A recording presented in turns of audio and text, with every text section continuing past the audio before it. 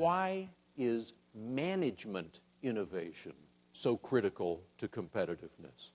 Why is this kind of innovation different from the other kinds of innovation that we more often talk about? And how can you become a management innovator in your business? That's what Gary is here to talk to us about today. Please welcome Gary Hamel.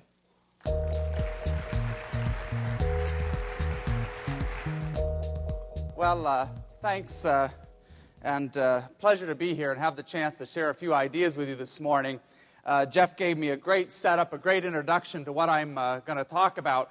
I've spent probably the last 20 years or so of my life trying to help large companies around the world learn how to innovate.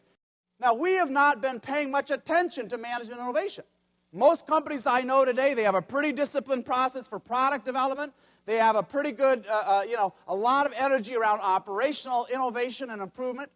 Some are even getting better at strategic innovation.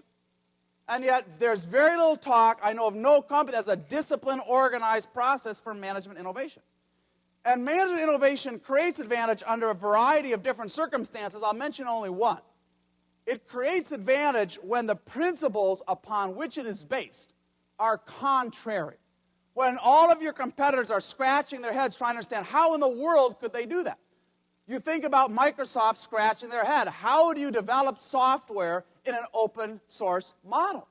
They have about 4,000 people who've been working on Vista, the world's most complex development project, kind of on a scale of the Airbus A380. And it's almost impossible to imagine how you could do that with volunteers. The same problem, as I argued, beset America's car makers. Last year, Toyota's Japanese employees, in 1 year, submitted 540,000 suggestions for improvement. But it was based on a very new, a very kind of radically different management principle. So the first thing is, if you want to be an innovator of any sort, but certainly if you want to be a management innovator, you have to commit yourself to a worthy problem. Innovators are romantics. They are not asking, what is best practice? They're asking, how good could this be? I think it's dangerous today. We seem to assume that however good a P&G or GE or somebody else is doing it, that's as good as it can be.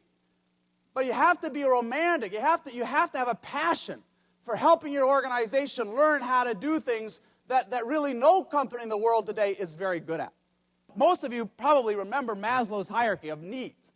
Let me talk to you for a moment about Gary's hierarchy of capabilities, of human capabilities. And it starts kind of at the bottom with obedience, employees who show up, do as they're told, follow the rules. You certainly expect that. Above that is diligence, people who work hard, stay till the job is done, stay focused. And above that, I have intellect, people who are taking responsibility for their own skills, who are constantly learning, who bring best practices to work every day. Now, these capabilities, my friends, I will tell you, these are becoming global commodities. I can buy these human capabilities in Bangalore or Guangzhou or Manila or somewhere for just about nothing. And as I look forward, I don't think there's hardly a company on the planet, certainly not in the Western world with our cost structure, that's going to be able to defend their place in the world if this is all they're getting out of their employees, the obedience, the diligence, the intellect. So going up that hierarchy above intellect, we have initiative, people who will take responsibility for a problem and opportunity before you ask them, who are not bound by a narrow definition of their job, who are constantly thinking, how do I do more, how do I help? Above that is human creativity. Folks who lie awake at night saying, gee, how do we do this in a fundamentally different way? What do I learn from other industries? Where's the chance for radical innovation, this product, this service? And then finally, at the top, you have people who bring their passion and their zeal to work, for whom their job is not only intellectually meaningful, it is indeed even spiritually meaningful to them. Enormous meaning comes out of their work. Now, I'd like you to think if you attach some percentages, if you like, to that hierarchy, where at the bottom, you're getting 20% of a human being's capabilities. If all they bring is obedience, at the top, it's 120%. If you got the full range, that proverbial 120%. I'd like you to think about the people who show up to work every day in your company. And I'd like you to ask, what proportion of their total human capabilities are they bringing to work each day? And we've asked this question. We've done surveys on this, and the answer seems to be Most companies will say we reliably get about 50-55% of our employees' capabilities. And I can tell you that's not enough for the world that lies ahead. This says that we are squandering prodigious amounts of human creativity and passion and initiative in our organizations. And I think if we're going to change this, we are going to have to literally invert our leadership model. Leadership can no longer be about how do I get people to serve the organization's goals. Leadership has today to be about how do I create organizations that allow people to serve their goals while simultaneously serving customers and creating wealth.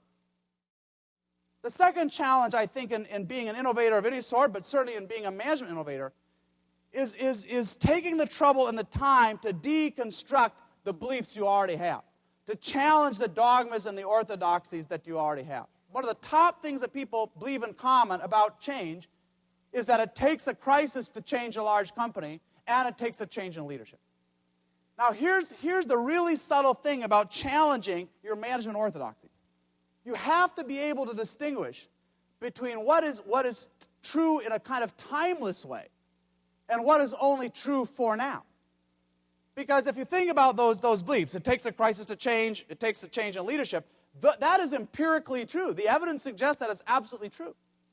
And yet it would have also been true 100 and some years ago to say that human beings couldn't fly. But that wasn't a timeless truth. That was just true for now. So when you see one of these things that appears to be true, what you want to ask is this some law of physics? Is this an act of God? Or is this truth merely an artifact of the way we've chosen to organize and lead? And if we make different choices, can we change this reality? Because after all, we'd rather it didn't take a crisis to change a large company. You know, it's amazing. Most large companies seem to have borrowed their change model from poorly governed third world dictatorships, right? I mean, how do you change policy in Zimbabwe, right, or whatever? You have to have a coup. You decapitate the leadership. You get somebody new in. I mean, surely we can do better than that. And so you ask, does it take a crisis? Well, yes, but why? How have the choices we made led to that reality? Well, the fact is pretty simple, my friends. Look at any social system around the world. And in any social system where the power to change is highly concentrated at the top, you will not find a resilient or innovative system. It's called the Soviet Union. And in many organizations today where the power to set strategy, the power to set direction is highly concentrated at the top, that's not going to be a resilient, innovative company. Third thing I think that's important, if you want to be an innovator of any sort, but particularly a management innovator, you have to be willing to embrace new principles. In any sphere of human endeavor, you ultimately reach a point where you can't solve the new problems using the old principles. We couldn't solve the problem of democracy using the principles of feudalism. And the primary principle there was the divine right of kings and queens to rule. You can't build a democracy on those principles. We couldn't understand the subatomic world using the principles of Newtonian physics. Just can't be done. We had to invent an entirely new paradigm around quantum mechanics. And I believe that today we are at the same point in management. The principles we have typically correspond to a set of problems we're trying to solve. And one of the things you might ask is, what problem was modern management invented to solve? The review process, the budgeting process, how we hire, how we promote, big leaders appointing little leaders. I mean, what was the fundamental problem that management was designed to solve? Because after all, management itself is just one more technology. And the answer to that, the fundamental problem for which it was designed, was the problem of efficiency and replication. Right? Doing the same thing over and over again with perfect replicability, whether that was building a Model T or building a Pentium chip or serving a customer in a retailer or approving a bank loan. How do you do it with minimum variation, maximum standardization over time? And yet that's not the problem we're wrestling with today. We're wrestling with the problem of how do you build companies that are adaptable? How do you build companies that are innovative? How do you build companies that are enormously engaging places to work, that deserve to have people bring their creativity and their passion? Because you think about those unique human gifts, the passion, the creativity, the initiative, you cannot command those things. You can command obedience, you can command diligence, you can't command. These are things that people either bring or don't bring as gifts to your company every day. Companies are filled with allocational rigidities. And by the way, this is probably the single biggest impediment to innovation in most companies. It is not a lack of creativity, but it's the difficulty that you have in getting small amounts of capital and time to work on fundamentally new things. You know, and this is not a board level problem. I mean, somebody at the top can go out and do $1 billion acquisition. It's you and your investment bankers. That's easy to do. What's hard to do is 4 levels down to get $100,000 in OPEX and 4 or 5 people and move them from project A to project B. That's like a dental extraction in most companies. And for all kinds of reasons you know well, we measure our prestige and power by our headcount, our budgets. But the kind of single deepest problem there is this. In most companies, there is a monopsony on new ideas. A monopoly is one seller. A monopsony is one buyer. And in most companies, if I have a new idea 4 levels down, there's only one place to go with it. It's up the chain of command. Or at best, I might have 2 choices, some kind of CEO slush fund or something. But usually up the chain of command, if it doesn't meet my boss's objectives, his or her definition of the business, it doesn't get funded. So if you want an analogy here, think about Silicon Valley. In Silicon Valley, there are dozens, hundreds of angel investors, venture capital companies. An entrepreneur will go to many different places before getting funded, typically.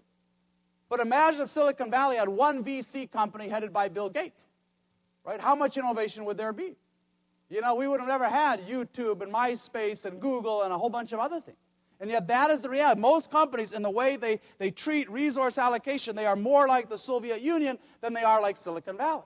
Think about the Grameen Bank. Some of you may know this. It's a bank in Bangladesh. It makes micro loans. They've made about 4 million micro loans, typically a few $100s. There is no paperwork.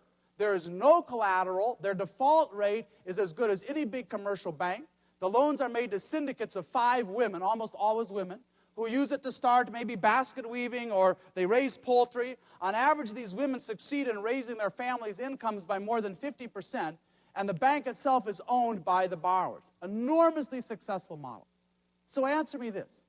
Why can a middle-aged woman in Bangladesh living in desperate poverty, why is it easier for her to get a bit of money to experiment with than it is for the average first-level employee in a Fortune 500 company? Right? It just doesn't seem right to me. And yet that's where I look for an example. Let me give you another example. One of the most profound things that is happening today on the web is that the web and technology in general is democratizing the tools of creativity. This, my friends, is an amazing historical development. Throughout most human history, most people could not afford the tools of creativity. They could not afford the canvas and the paints, the stone and the chisel, the parchment and the paper. Throughout all the millennia, an enormous amount of human creativity has gone to the grave unexploited. I mean, even a couple of decades ago, if you wanted to produce video, you needed a high quality, a $75,000 camera, $1 million production studio.